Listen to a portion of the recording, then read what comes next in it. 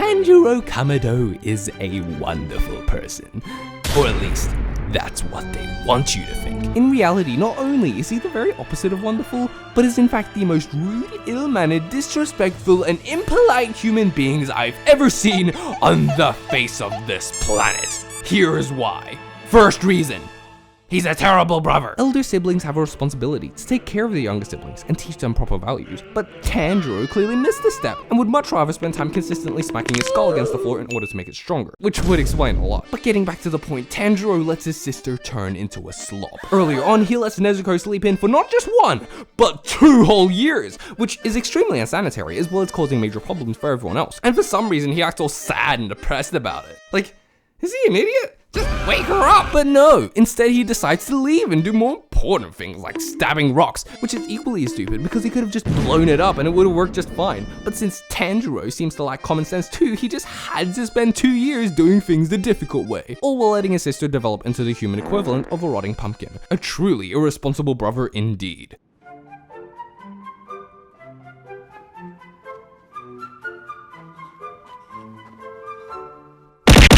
Second reason, he's extremely insensitive towards other people's feelings. In episode 7, when Tanjiro meets One Punch Man and gets him to make him some udon soup, he suddenly smells the hot stench of the bad guy, Michael Jackson, causing him to stand up and break the noodles, which is fair enough. He got surprised and it was an honest mistake. But then, when he gets back to them later, he then does something unforgivable. The man is reasonably upset at the fact that Tanjiro had wasted his noodles, and so to make up for this, Tanjiro orders 2 bowls, presumably for him and Nezuko. Now could you imagine being One Punch Man in this scenario, working hard, selling noodles for a living, and then one day you're approached by these travelers and are given the honor to make noodles for the esteemed beauty of their hometown, only for this random kid to eat all of it, leaving you eternally disappointed that Nezuko will never try your noodles. He clearly tries to hide it, but the sorrow on his face is undeniable, meaning Tanjiro is truly inconsiderate of other people's feelings. And finally, the third reason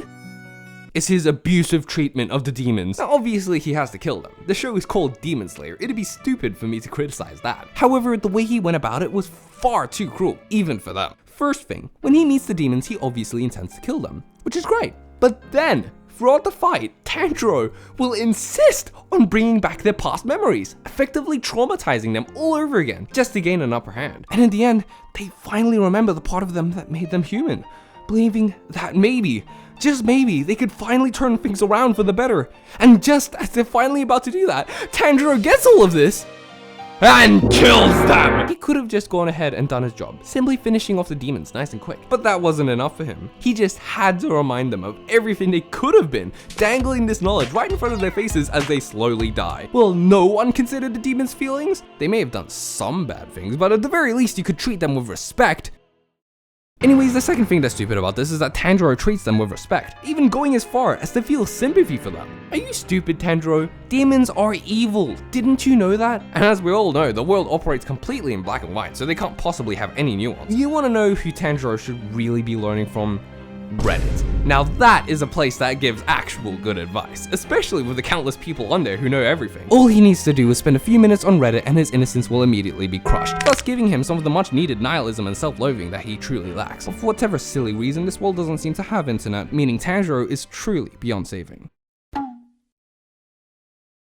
Now, there is somebody who'd never do any of these things. Somebody who always makes reasonable decisions and is far less annoying than the foolish Tanjiro. That person, of course, being the Chad Zenitsu. Now, Zenitsu is truly what made Demon Slayer for me. His screaming like a chicken with its head cut off is by far the best part of the show. In fact, I'd argue that the show is over 2% worse without it. When Zenitsu was first introduced, I immediately knew he was something special. And I was proven right when we saw him using the sacred moves of Andrew Tate. But of course, Tanjiro had to come in and ruin everything once again. And afterwards, when Tanjiro offers him some food, which was obviously a psychological tactic to get him to feel like he owes him something, the Chad Zenitsu sees through all this and gives half of it back. A truly genius move on his part. You can just tell by everything Zenitsu does that he makes far better decisions than Tanjiro ever would. The only parts I don't like about him are when he falls asleep and uses his weird lightning powers. I don't like those parts because it reminds me of Tanjiro. But even despite this, Zenitsu still manages to steal the show. He is the only thing that kept me from stopping, and my only complaint is that he isn't loud enough. But finally, this all leads to the one scene that proves my point of just how much of a terrible person Tanjiro truly is. When they all arrive at Spooky Forest Mountain, Zenitsu is rather hesitant at first, and reasonably so because the forest is spooky. And as if to prove his point, this random background character flies away and dies right in front of them. For some reason, Tanjiro, and the other guy whose name I can't remember, are completely unfazed by this and decide to go in anyways, while Zenitsu is reasonably scared. Now what a good friend would do in this situation is comfort Zenitsu, to be understanding, to spare just a little bit of their time to help build up their friend's confidence so they could all go in together. But what did they do instead? What did they do instead? They leave him! Yeah, so much for being a great friend, Tanjiro. Because of you, Zenitsu is all by himself and is forced to go into the forest alone, is turned into an ugly demon spider and proceeds to die. That's right, the Chad Zenitsu's dead and it's all Tanjiro's fault. Unless you didn't realize, friends don't abandon each other at that time of need. He didn't do this to teach him a lesson. He didn't do this to help him get back on his own feet. He did it out of cold blood, and I bet it was all because of that damn rice bowl scene. Tanjiro never forgave him, and Zenitsu paid for it with his life.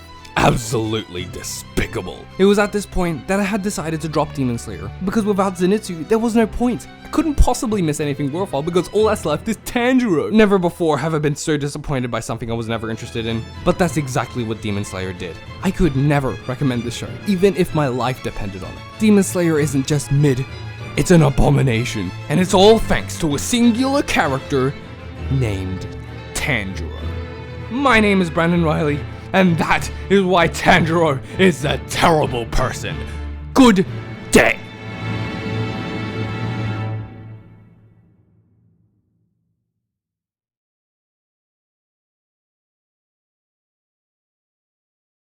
Cookie!